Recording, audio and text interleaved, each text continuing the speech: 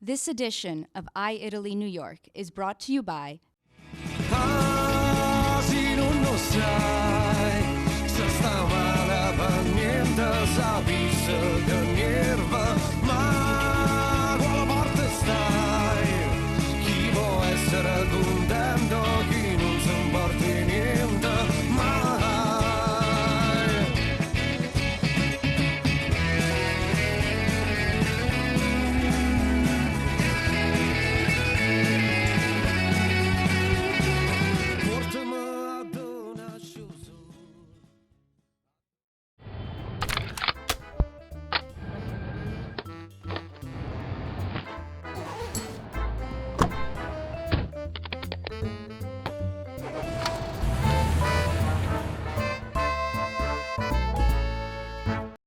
In this week's episode, City, Harlem and the Audubon Mural Project, a creative refuge for endangered birds.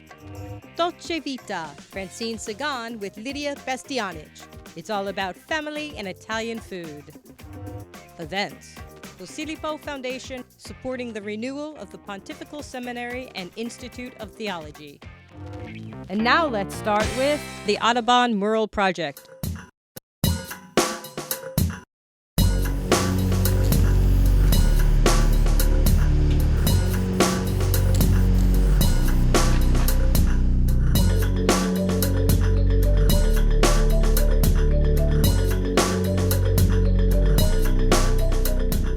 Gallery here on Broadway between 149th and 150th Street about 14 months ago, and I wanted to bring some attention to the gallery. So I asked some artists to paint birds to pay tribute to John James Audubon on the roll-down gates of the stores next to my gallery. John James Audubon was a great pioneering American naturalist, ornithologist, and painter. He's very famous for painting Birds of America, which is 450 roughly paintings, life-size paintings that were printed on these huge prints. He became very famous in his lifetime, and he spent the last 10 years of his life living right in this neighborhood.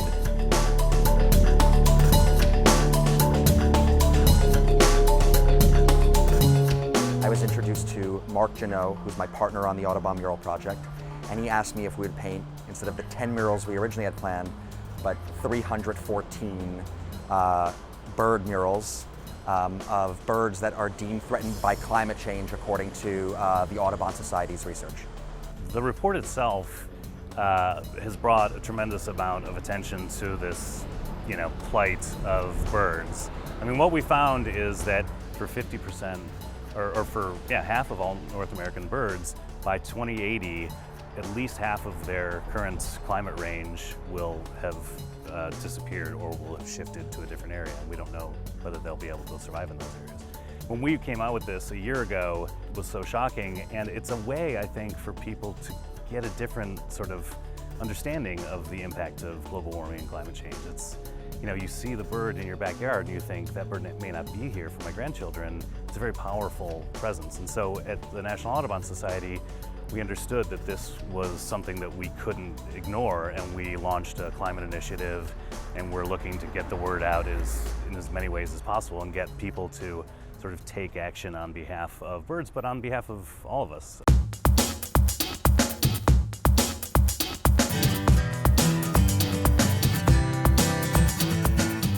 The way we find artists, it sort of depends on what we're painting. So we have roll-down gates, and for those we work with street artists. We also paint panels like the one behind me. So this is an example of something that allows us to work with studio artists. Since my background is in fine art, this gives us the opportunity to work with artists who are not comfortable painting on the streets. So we're working with all sorts of artists. The global warming is a big issue, and people has to know and has to talk about it. And as an artist, I can give my message and try to sensibilize people. I love paint animals, and in the last few years I've been focused more in the whole climate change issues. I had the freedom to choose through many different birds this case, in my case, I decided to represent like a three-colored urn. I picked this one because I really like the color of the birds. I like the long neck, the long beak, and I think it's a wonderful animal. Everybody's trying to tell a story, and everybody brings their own version and their own background. Very different kinds of paintings, like you have Cruz painting right now, and he's chosen to take this huge wall and just focus on one bird and on the theme of survival. And then you have someone like Lunar New Year who painted 12 birds in the form of one bird. So I think it's really just a matter of artists taking artistic license and approaching it in whatever way they want. And that was an important decision that we made from the beginning, which was to allow the artists to express themselves. In my composition, we have 3 birds. 2 are fighting for like the last piece of food, is a snake in this case, and 1 of the 3 is already under the water. The glaciers are melting down because the climate change, and those birds are going to sink down the water. I saw the other ones, and are really nice, and everyone is telling a different history with the same concept of endangered bird. I feel it's a very international project. There are so many artists working and coming from different countries. All of us working under the prestigious Audubon Society.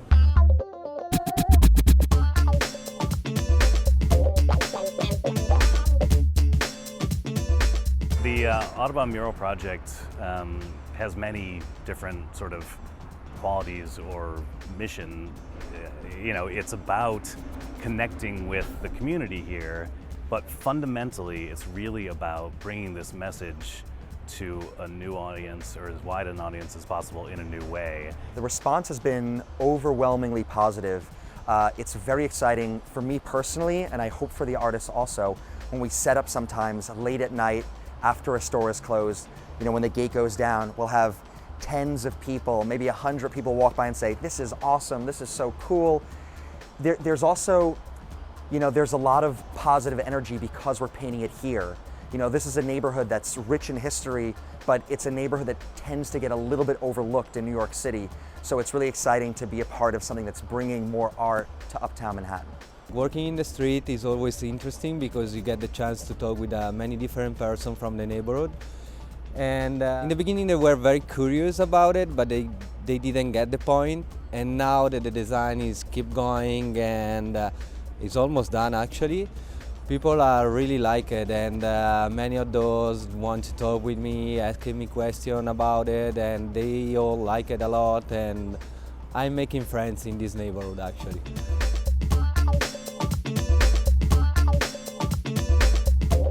Our focus is to complete the project here, to paint all 314 birds in this neighborhood, but we also, you know, we'd like to bring it to other parts. And actually we've been approached by other entities in New York City and outside of New York City to bring it over. So, you know, we do have some plans, which I'll share later, but for now, the focus is on Uptown Manhattan.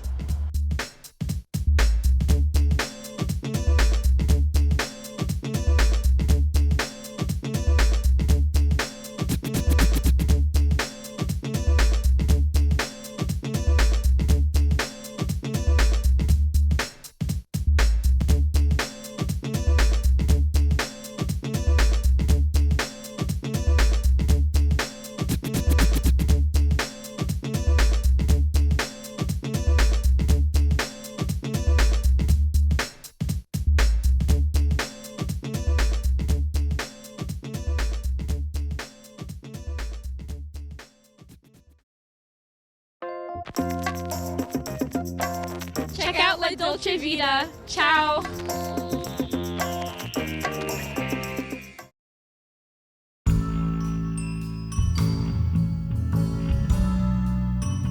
It's amazing at how you've found, and they've helped to find a little niche which each of their talents and even your mom is part of the scene. It's family, you know, we came here as immigrants, the typical story. So the family unit, the strength of the family is very important.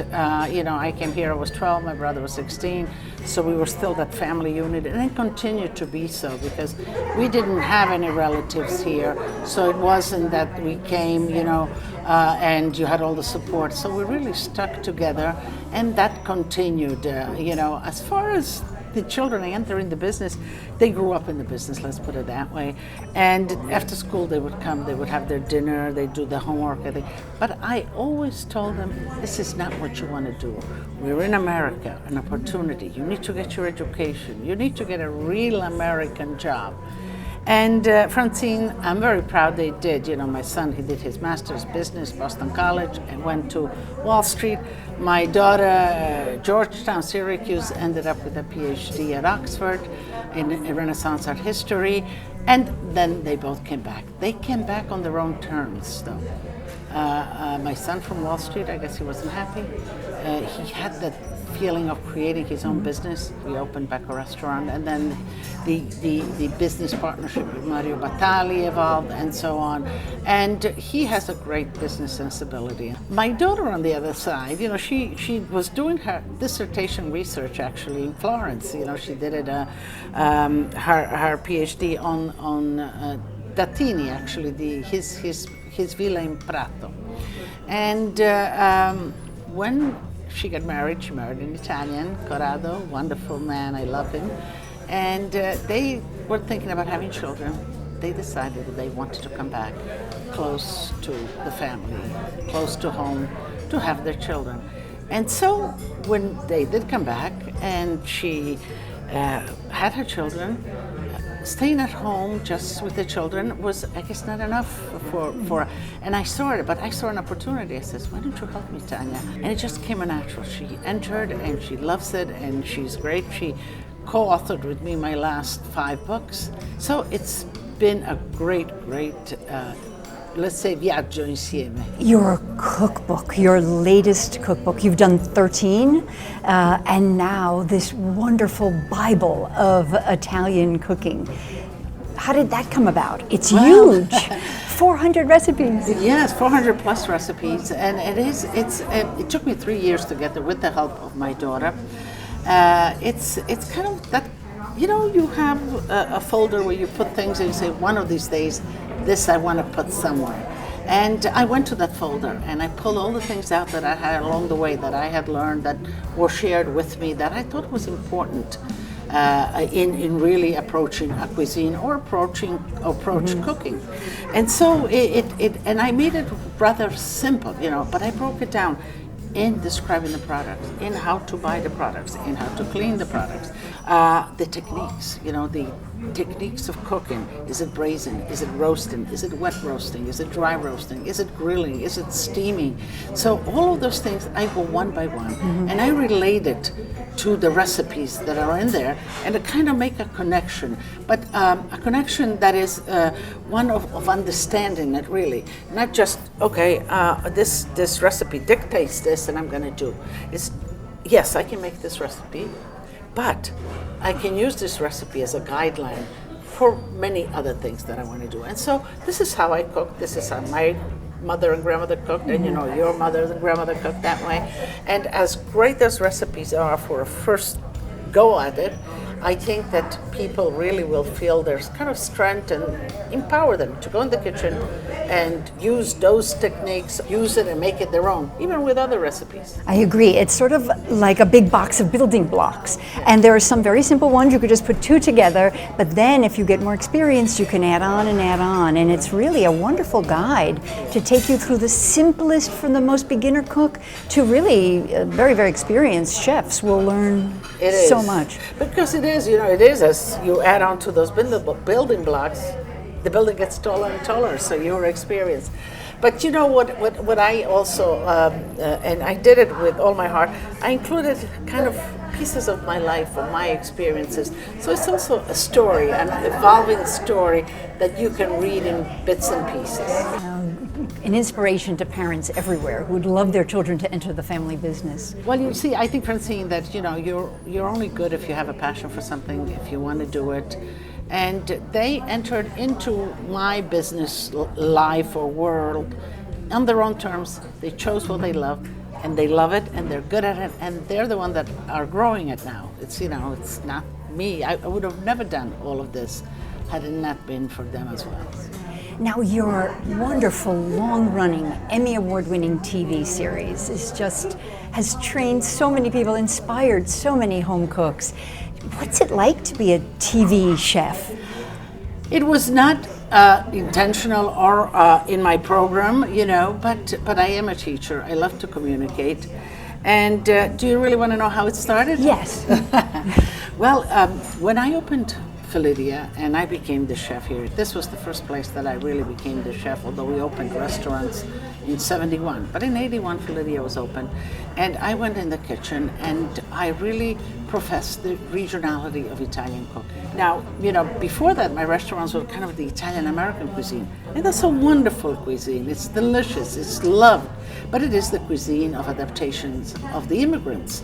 So I wanted to say, I want to cook and I want to offer my guests what Italy eats in Italy. And so I started cooking in the risottos and the polentas and the yottas and all of these things that maybe weren't as known. And at that time, the journalists began to come. And it was with Julia Child that actually my entree into the filming profession, if you will. We became friends. She asked me to teach her how to make risotto. She ultimately asked me to be on her show, and we did 2 episodes. And that's where the producer says, Lidia, you're pretty good. How about a show of your own? And I thought about it, and I said yes.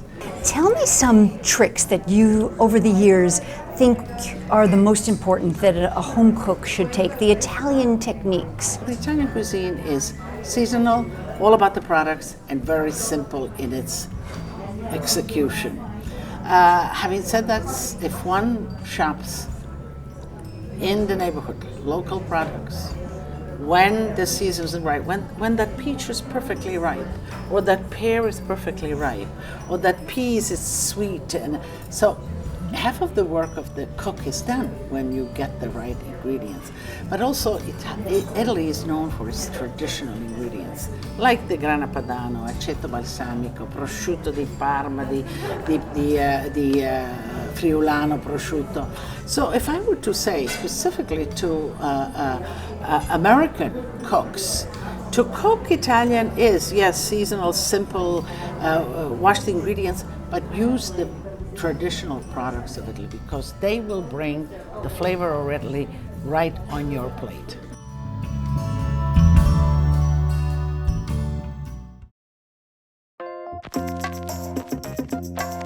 Hi, I'm Sam, and this is what's happening around town. Ciao.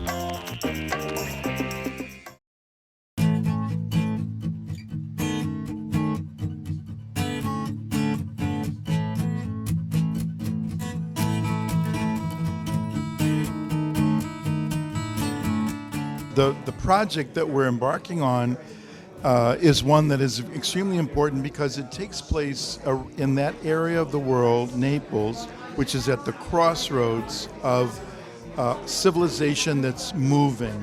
Immigrants, migrants from Africa, from the Middle East, are flooding into Italy, to southern Italy, and many of them are staying. And the church is trying desperately to deal with people who are there and are going to become part of that society. Poor Italians, poor immigrants, migrants who are flooding through, their children, and people that can't find work. So how is the church going to respond to them? And that's what Posillipo is trying to address, training people to help the church deal with that issue.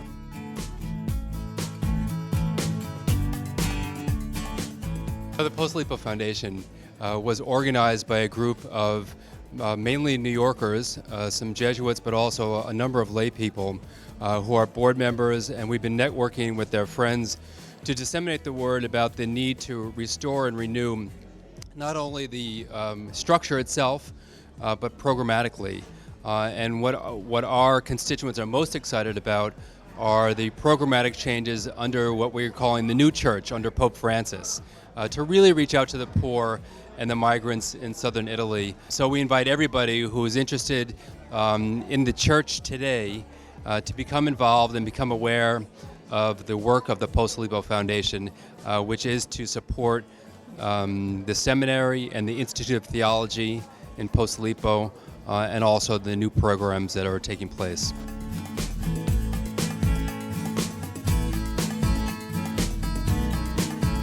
We are going to renovate a huge compound in Naples, in Posillipo. This compound is a seminary, and to this seminary there is attached an Institute of Theology where other 300 students are attending daily. This seminary started over 100 years ago. Of course, nowadays there are not only Jesuits who are teaching at the Institute of Theology, but also priests, other priests, and other lay people.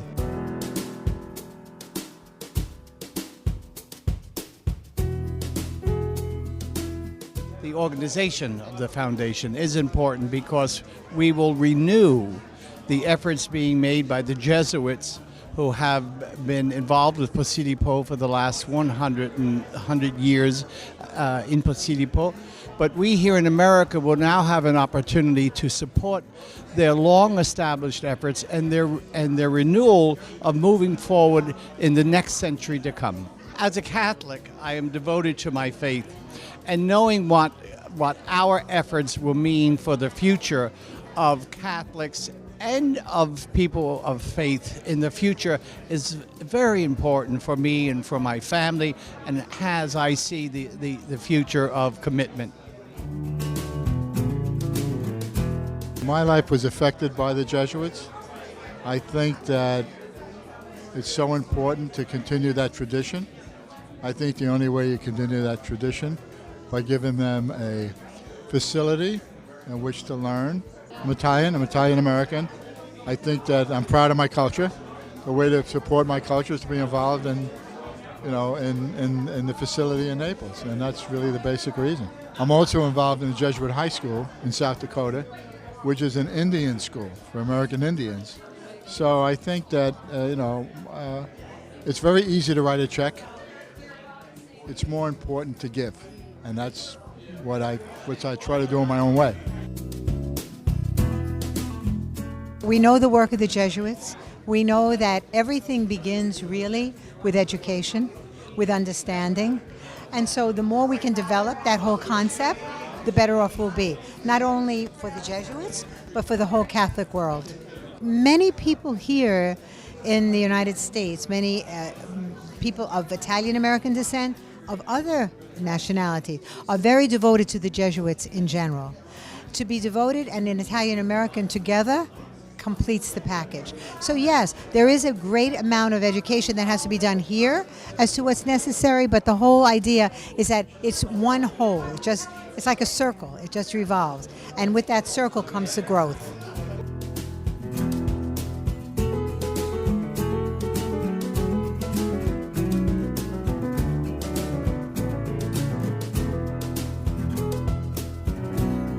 We do hope that after this renovation, we will have programs which allow us to establish contacts with people from other religions and from other cultures.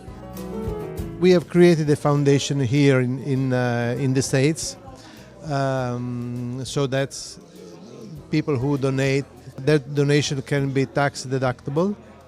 And this foundation has a board formed by several people, several Americans and several Italian Americans.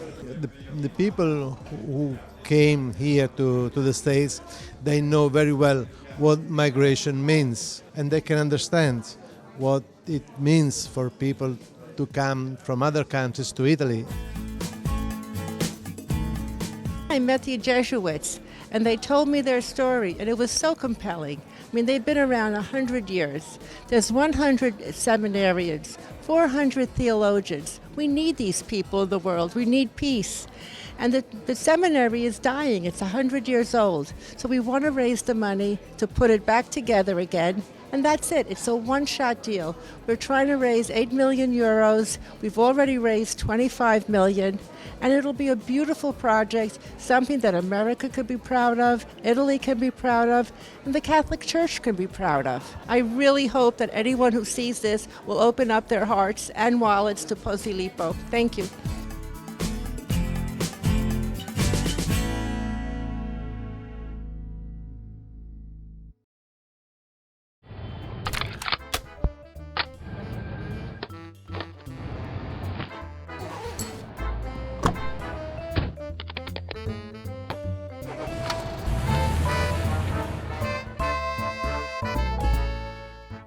This edition of i-ItalyTV was brought to you by Colavita Extra Virgin Olive Oil,